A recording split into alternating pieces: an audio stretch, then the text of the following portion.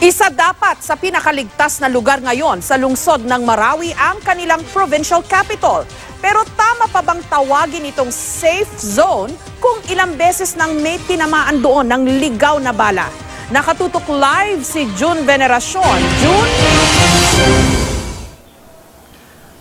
Jessica, yun nga masamang balita, may mga tinamaan na naman ng ligaw na bala sa Marawi City. Ang isa ay tinamaan sa loob mismo ng compound ng provincial capital ng Lanao del Sur. Ang isa naman ay tinamaan di kalayuan mula sa combat zone.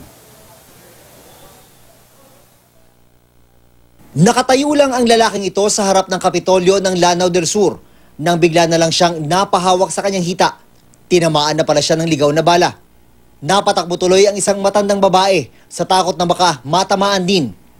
Ang biktima na isang utility worker ng Kapitolyo, inalalayang makapasok sa loob ng isang kwarto. Sa kaliwang hita siya tinamaan. Binigyan siya ng first aid at pagkatapos ay dinala na siya sa ospital. Sabi ng mga taga-Kapitolyo, mas marami ang tumamang ligaw na bala kanina kumpara noong Lunes na nasaksihan ng maraming taga-media na nasa loob ng Kapitolyo. Dito rin natamaan ng ligaw na bala ang isang foreign journalist nung nakaraang linggo.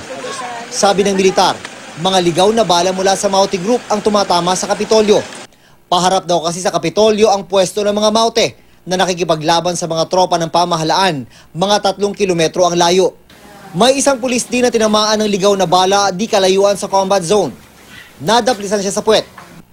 Kanina, tinamaan din ng bala ang isang sasakyan na nirerentahan ng media.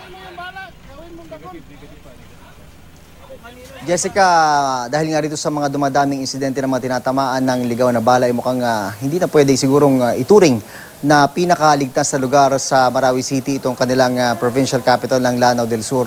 Dito sa Kapitolyo, nandun yung mga ilang evacuees, doon din ginagawa ang araw-araw na media briefing. Jessica. Ligaw na bala ba yun o stray bullet lang, June, o talagang pinuntirya?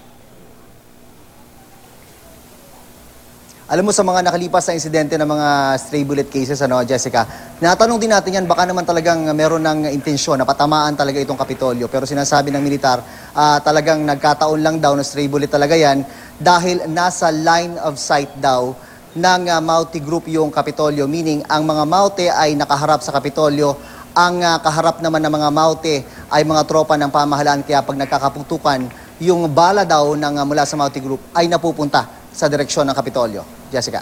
Ingat kayo dyan. Maraming salamat, June Veneracion.